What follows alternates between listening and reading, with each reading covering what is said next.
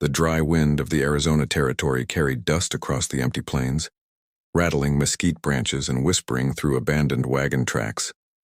A lone rider, Samuel Hayes, pushed his weary Mustang onward, searching for water and shade. He had been drifting since the war ended, carrying only a rifle, a saddlebag, and a heavy loneliness. Life in the Wild West offered little comfort, but the wide silence suited him. Yet as he reached a narrow ravine that afternoon, the silence broke. A sight awaited him that churned his stomach and froze his breath, something no man expected to see. Hanging from a rough-hewn cottonwood tree was a girl, no older than 16. Her dress was torn, her boots missing, and a crudely painted sign dangled against her chest. Indian Land. The words burned like a warning, written in red as though meant to shame the dead. Samuel dismounted slowly, his hand gripping the rifle. At first he thought she was lifeless, another victim of frontier hatred. But as he stepped closer, the faintest twitch of her fingers betrayed life. Against all odds, she was still breathing, suspended between death and survival on this cruel stretch of wilderness. Samuel acted without hesitation. He cut the rope with his hunting knife, catching her limp body before it hit the hard earth. The girl coughed violently, drawing air into lungs long denied their fill. Her skin was pale beneath the desert sun, lips cracked and eyes swollen from tears. She whispered something unintelligible at first, but then managed, "Don't let them find me again." Samuel carried her carefully to the shade of his horse, giving her a canteen of water. The question burned in his mind. Who would hang a child and mark her as trespass on Indian land? When she could finally speak, she gave her name, Clara Whitfield. Her family had been traveling west by wagon train bound for California. Along the Salt River, they were ambushed. She said her father was shot, her mother taken, and Clara herself dragged off by raiders. She didn't know if they were white outlaws or vengeful natives, only that they laughed when they tied the rope around her neck. They wanted to send a message, she whispered, trembling. Samuel felt anger twist in his chest. Whoever had done this had left more than scars. They had tried to erase her humanity. The cowboy knew he could not linger. The land was dangerous, and whoever left Clara there might still be near. He lifted her onto his Mustang, climbing behind to steady her fragile body. As they rode, he kept a sharp eye on the horizon. Every shadow seemed to move, every rustle in the brush a threat. Yet Clara, exhausted, leaned against him, too weak to fear anymore. Samuel wondered why fate had led him here, to this crossroad between life and death. Perhaps God or the land itself had placed him in Clara's path. And now, her survival rested in his hands. By nightfall, Samuel found refuge in an abandoned trading post near a dried creek bed. The adobe walls offered little warmth, but the fire he built gave light against the vast darkness outside. Clara ate what little jerky and cornbread he had, though each bite seemed a struggle. Samuel listened carefully as she told more of her story. Her family had left Missouri, chasing dreams of land and fortune. Instead, the frontier had greeted them with violence. Clara's eyes brimmed with tears.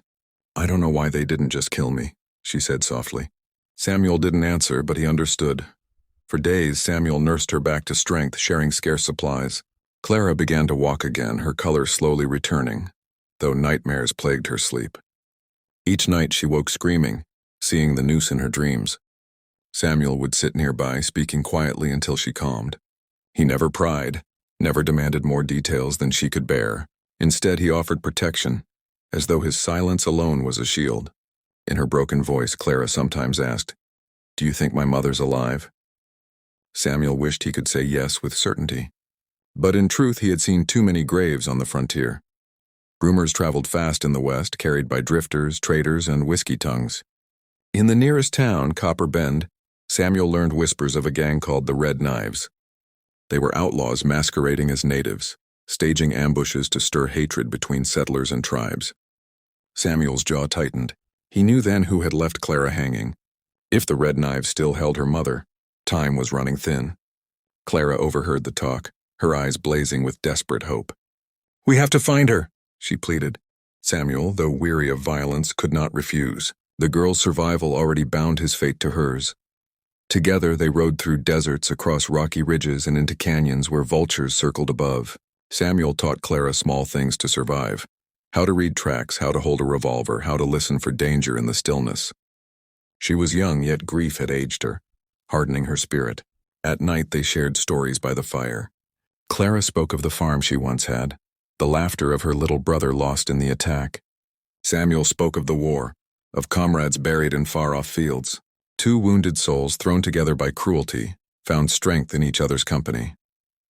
One morning, near the foothills of the Sierra Ancha, Samuel spotted smoke rising. Scouts' tracks led into a ravine where laughter echoed faintly. The Red Knives were camped below, their horses tethered and their weapons scattered about. Samuel crouched with Clara behind boulders, pointing. Among the captives was a woman bound to a wagon wheel, Clara's mother. The girl nearly rushed forward, but Samuel restrained her. "Patience," he whispered. They would need cunning, not recklessness. Samuel's plan was dangerous, perhaps suicidal, but it was the only chance. The frontier had already taken too much from Clara. He would not let it take her mother, too. At dusk, Samuel crept into the outlaw camp, moving like a shadow. Clara, against his wishes, followed a short distance behind, unwilling to be left out. Samuel struck first, knocking one Red Knife unconscious before he could cry out. Chaos erupted, shouts, gunfire, sparks flying as rifles cracked in the night. Clara darted through the fray, slashing at her mother's bonds with Samuel's knife. A bullet whined past her ear, splintering wood. Samuel fired back, dropping two more men. The fight was brutal, desperate, but fueled by something greater than survival. It was fueled by a promise Samuel had silently made to Clara. By dawn, the camp lay in ruins. The surviving outlaws scattered, leaving behind their dead. Samuel's shoulder was grazed, but he paid little mind. Clara clung to her mother, sobbing with relief. For the first time since he found her hanging, Samuel saw joy in her eyes. The woman, Mrs. Whitfield, thanked him through tears, calling him their savior. Samuel, uncomfortable with such words, merely tipped his hat. Yet inside he felt something stir, something he thought long buried. Perhaps redemption was not found in solitude, but in protecting those who still had something worth living for. The three rode together toward safer lands. Yet the frontier was never truly safe. Trails were harsh, storms unforgiving, and men's hearts often cruel. Still, Samuel noticed Clara's spirit returning. She laughed again, even if faintly. She sang quietly to her mother as they rode. At night, she sat closer to the fire, no longer haunted by the noose.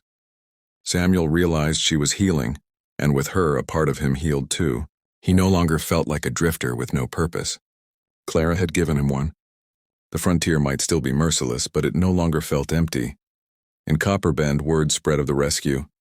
Some townsfolk praised Samuel, while others muttered that the West had no place for strays and orphans. Samuel paid them little mind. He found work as a ranch hand, settling near where Clara and her mother stayed. Each Sunday they shared meals, building something that resembled family. Yet Samuel never forgot the sight of Clara on that tree, dangling between death and life. It became his reminder. The frontier demanded vigilance, but also compassion. Without men willing to act, cruelty would reign unchallenged across the wild stretches of the land. Years later, folks still told the tale. They spoke of the girl left hanging with a sign around her neck, and of the cowboy who found her. Some said it was chance, others swore it was providence. For Clara, it was the day her life began again, not in Missouri, but in the dust and danger of Arizona. And for Samuel Hayes, it was the moment he discovered that redemption was not in escaping his past, but in saving another's future. The West remained wild, but for them it was no longer just a land of loss. It was a land of second chances.